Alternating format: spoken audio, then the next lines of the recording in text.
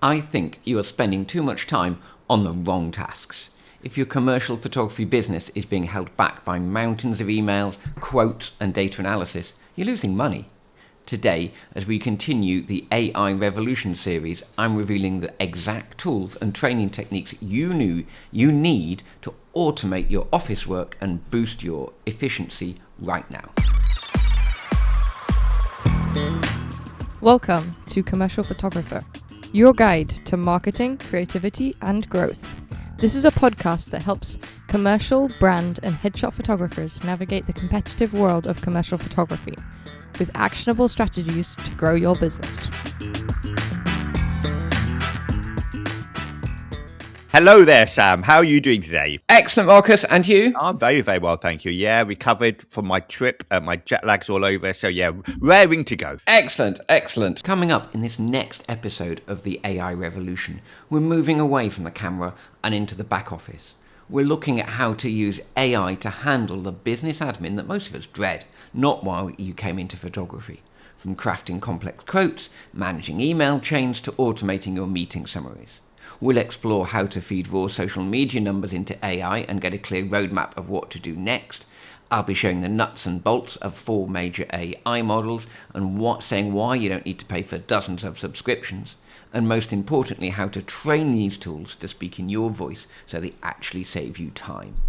If you want a more streamlined commercial photography business in 2026, stay tuned. So, to carry on in the AI season, Sam, you're going to be talking a little bit more in depth about the business side of things today. That's right. I'm going to be talking about those things we all have to do to make our business run and how we can use AI to make those more efficient and to have to spend less time on them, which for most photographers, doing the business admin and such isn't why they became a photographer. So this will help photographers spend more time on what they enjoy doing and what brings in the money. Great stuff. Okay, let's hear it. Cool. So I've kind of split the show into two. And the kind of first part, I'm going to talk about the different parts of your business you can use AI in. And then the second part, I'm going to talk a bit more about the different tools and how to use them and that sort of thing. So the first part is going to be what you can do. And the second part is going to be a bit more nuts and bolts and how to do it. Cool. So we're going to go through a few different things, what you can do. So I was thinking what goes on in your business and how you can use AI in them. And up front, I use some of these. I do not use all of these. So yeah, I can give you first-hand advice on quite a lot, but not on all of it. I think it's helped me as well think and look as I've gone through this and think what I need to do in my business. Yeah. So first thing I was thinking, what do we need it for? So the first thing is kind of emails and quotes. Okay. They can take quite a lot of time and you can get a lot of help with those because we all know we can do AI generation. Now, I'm going to talk about later is training. What you don't want to do is just say to AI, can you do a quote for this customer? And it'll all be pretty poor. But once you've spent time training and you've told, and the AI model has got the hang of what you want for a quote, what you want to say. I mean, you probably give the price, but I don't know about you, Marcus. I mean, is your quote just a price or does it tend to be does there tend to be some writing about what you're offering and so on? Yeah. For my quotes, I use a CRM system. So it's sort of baked in there. And the quote would change, the price would change depending on the job, but it's baked in there already. So it's a very simple system, really. Okay, so are you giving lots of details or is it pretty much for photo shoot cost? Exactly. It's a basic quote. Yeah. Okay. But if you wanted a quote with more detail to give the customer the idea of what's going on and you can get it branded and stuff, then you can get that AI to do that for you. So it's a much more detailed quote. Yeah. And you can also get it actually to think about pricing. If you give it some examples and stuff, you can also get it to help you with pricing. So that can be really useful. As with most of these things we're going to talk later, it will not be good when you first do it. It will need some training.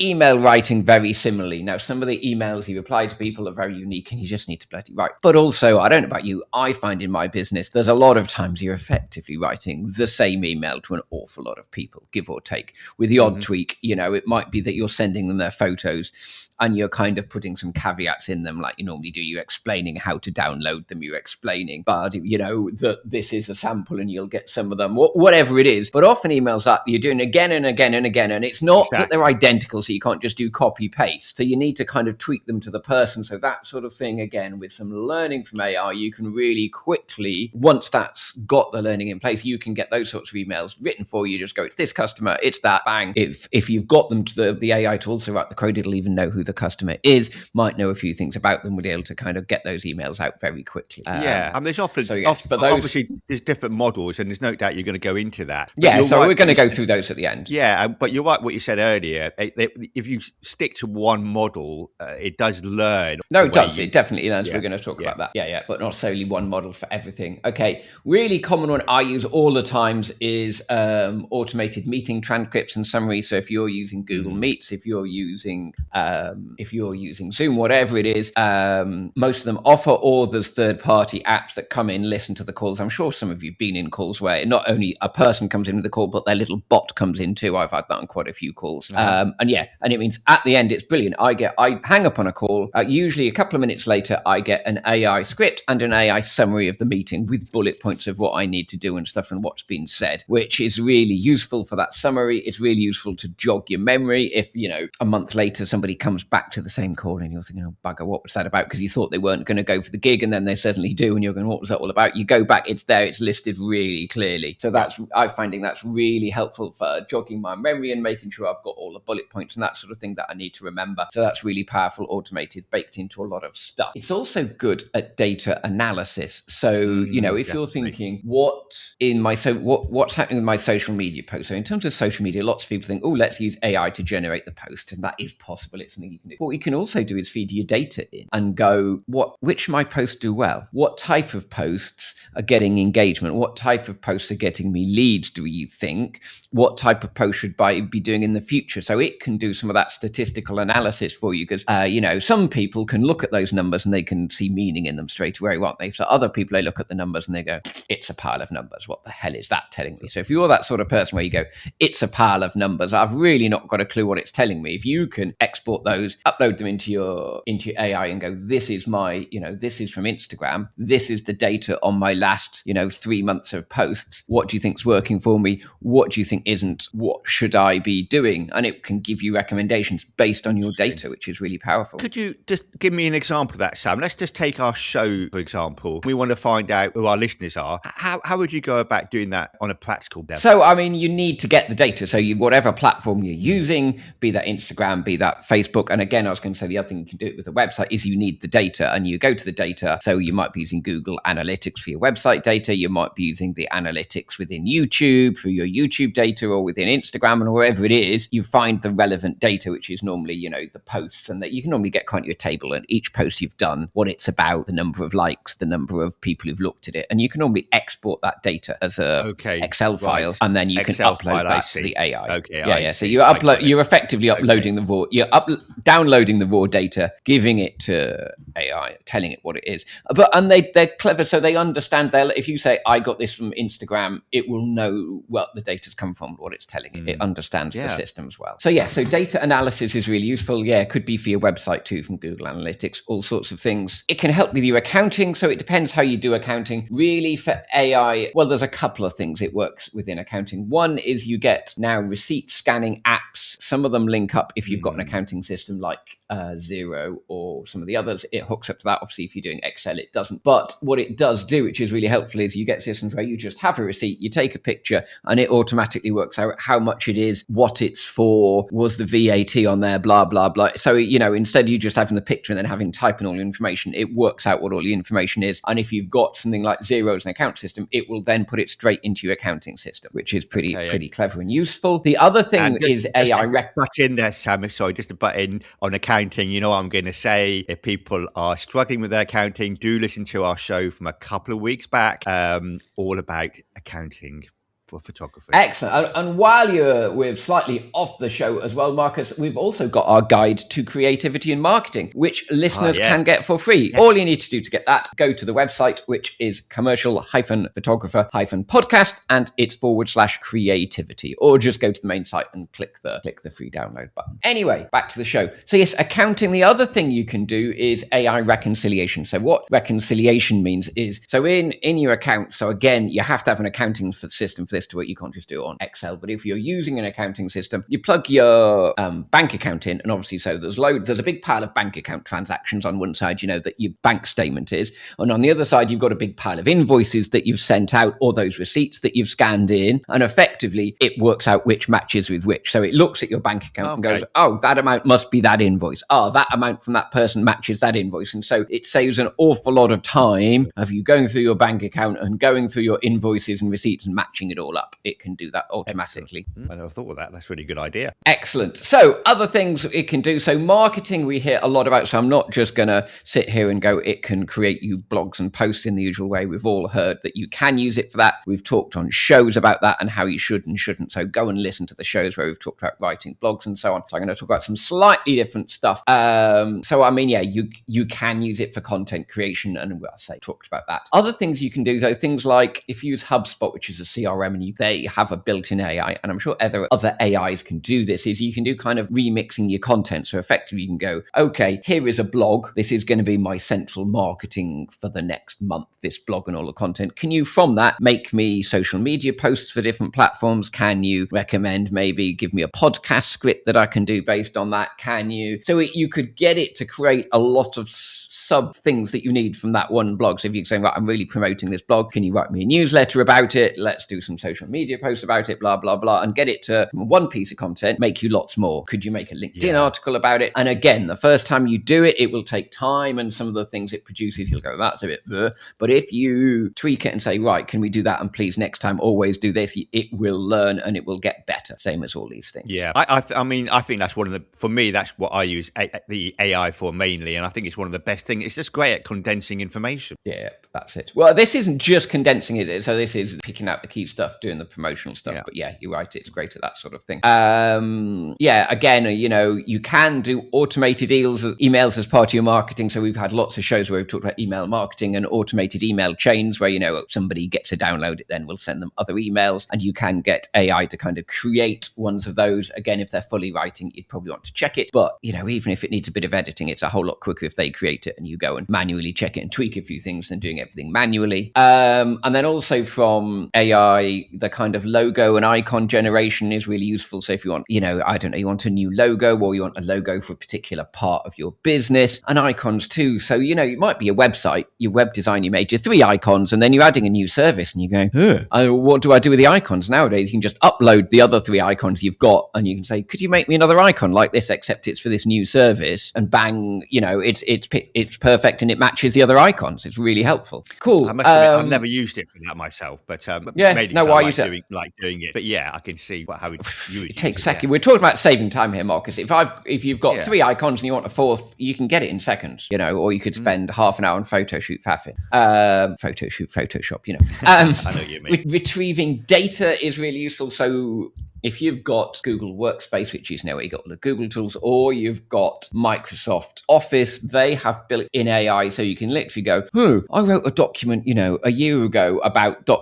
Can you find it for me? So sometimes you forget where you've saved stuff, don't you? I did an Excel spreadsheet on this. Where have I put it? I don't know. And you can search for words, but it's pretty crude. While now you can do things like, and it could be useful on sales. You could go, you're just coming to send a final invoice to your client, and you just want to, did I really say that much? So you can just, type in, certainly I have Google, so I can just type into Gemini within my Gmail. Could you just check the email I sent to that person? Could you confirm how much I quoted? So you can just kind of sense check that thing. You can go, I had a conversation with this person a year ago and we discussed a photo shoot. Could you bring me the details of it? So that things you've forgotten about, things you're not sure about, you confirm, it can find. And that's really powerful, like being able to search through your data and find things which, otherwise, as we all know, can be pretty slow and painful, can't it? Sense checking stuff. So, in terms of if you're making decisions, just ask it, what do you think of this in, any decision in your business, just as a kind of sounding board. I wouldn't rely on everything, but if you're just thinking, is this, just, it's another place to reference, isn't it? Do talk to people as well, but you know what I mean? It's just another point, because it might bring up stuff you hadn't thought of in the law. It does know the UK law extremely well, things like that. And it also knows software really well. So I've used it this a few times and gone, I'm trying to do this, and give it details of exactly what I'm trying to do. It might be get a new accounting system. It might be get a new CRM. It might be something much more low key, like a calendar thing, so people can make appointments. And you say, this is what I want. What do you recommend? And it'll give you, it knows most of the systems. It'll give you the options. It'll give you the prices. It'll give you recommendations. And I found that saves hours of, when you want stuff like that, it saves hours of researching. You don't have to, go for its recommendation, but it'll give you a summary and it'll give you some ideas, and it saves hours. That really saves me a lot of time. I guess all the manuals and everything, it's all online, isn't it? And of course, it's going through all the different. It's more than that, though. It knows how software is written. It's got a lot of details. So that's kind of some of the things what you can do, and I'm sure there's lots more. That was just kind of my thoughts of things in your business. What you do have to be careful is there are endless AI tools out there, and you could spend a fortune subscribing to them all. So don't do that. You need to think about what are useful, what are going to save you time in your business, and what ones can do multiple things for you. So, CRM will be trying to sell you their AI version. Google's going to be selling you their premium extra level AI. ChatGPT is going to be your accounting. Everyone's trying to, it's an upsell thing, isn't it? The next level includes the AI, and you do not need all of them. You need to work out what's useful in your business. A lot of cases, they'll let you try these, which is handy, so you can try them. And then gradually, you probably will need to pay for one or two, but do not start paying for 20 because you think, I must get my CRM one, I must get my email one, I must get, it could go on forever. And then the key is, for a lot of them, they let you try, like ChatGPT, Claude, Gemini and stuff. There's kind of a free and a premium version, so you can try stuff out and you'll get an idea what it's good at. And don't presume that just because the premium one is more, it will be a lot better at stuff. It will be better, but it won't necessarily be a massive step up. Obviously, in terms of the generic ones, everybody knows ChatGPT. That was kind of the premium and ahead. The feeling at the moment seems to be that's actually lagging behind and others have got ahead of it, but it is kind of the well-known one. There's Gemini, which is from Google. It integrates with Google Workspace and stuff if you've got it, but there is also a free version. Then there's Claude, which again, same is kind of there's a free and paid for version. And then if you've got Microsoft Office, there's Copilot. I'm not sure if there's a free version of that, but that's mainly about getting information, like we talked about, out of your information in Microsoft Office and stuff. But all of it needs training. So although it will save you time in the long term, in the short term, you have to spend time telling it stuff about your business, about what you want. When it gives you an email that's absolute rubbish, tell it in detail and say, next time, please remember that I want this. Next time, please remember. And it will. And you effectively, in most of these things, certainly when I use Gemini, you've effectively got different chats and you can go to that chat and everything in that chat, it's remembered and learnt.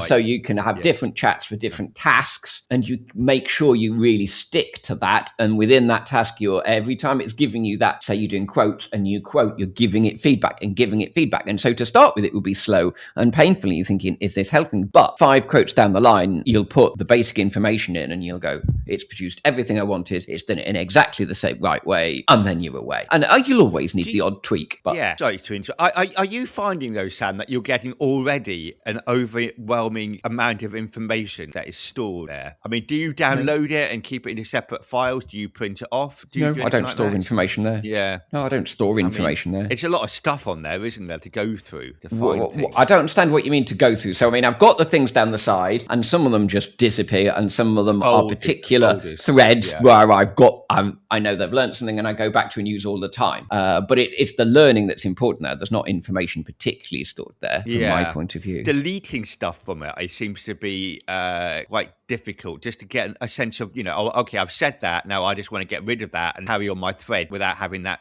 piece of information in it. So you have to start a new thread. That's the key, is just be separate. Yeah. So that's it. Your quote, where you're telling it, training it on quotes, that's separate. You don't then ask that to write an email. You just use that thing for quotes and you train it and you train it, you train it. Then you have a different one, which you're training on a particular email, and you train it and they're all separate, and you label them and it's clear. And like anything else, you need to be organized. Exactly. And then I think with all the different AIs, I think the case is see what works for you and see what works for the tasks. So some of them are better at some tasks than others. And it's just going to be a case of sucking bucket and seeing it's a combination of what you like, the interface you like, the responses you like, and what works for the tasks you're trying to do. Some would be better at analyzing data. Some would be better at creating icons and images. Some will be better at creating emails. And it's the balance between what you're paying for, what's free, making it work, I say, without giving yourself 43 different subscriptions you've got to pay for everything. Good, that you done. Yeah, pretty much. So yeah, Cool. I think, use it, embrace it. It can really streamline your business. But, like with everything else, use your brain, do it for what's sensible. You will have to spend a bit of money, but you don't need every subscription that comes up. And you will need to, in the short term, spend time doing the training, which will 100% save you a lot of time in the long run. Yeah, that's good. Nice one, Sam. Thank you. Sam, that was a real eye-opener for the business side of things. It's easy to forget that commercial photography is 80% business and only 20% shooting. Automated admin. My first takeaway was the power of those meeting bots. Having a clear, bulleted summary of a client call delivered to your inbox minutes after you hang up is a massive boost for photography business efficiency. Metadata and data analysis. I love the idea of feeding social media data into an AI to find out what's actually working. For those of us who find spreadsheets a bit overwhelming, having a tool that translates numbers into a marketing plan is worth its weight in gold. The training phase. This was the most important point for me, the threads. You can't just expect AI to work perfectly out of the box. You have to spend that initial time training the AI to learn your voice. It's an investment that pays off every time you send a quote from that point forward. And don't forget that you can get for free the Commercial Photographer Guide to Creativity and Marketing. After all, that's what this show is all about. To get your free download, all you need to do is go to our website at commercial-photographer-podcast.com/creativity. Let me do that one again. commercial-photographer-podcast.com/creativity. And from there, you can get your free guide from us. That's right, Marcus. Marketing and I'll see you next week. See you next week. Thanks for listening to this week's episode. If you want to make sure you never miss a show, head to the website commercial-photographer-podcast.com and sign up to the newsletter. We'll be back next week with more practical advice to help you grow your business. See you next time.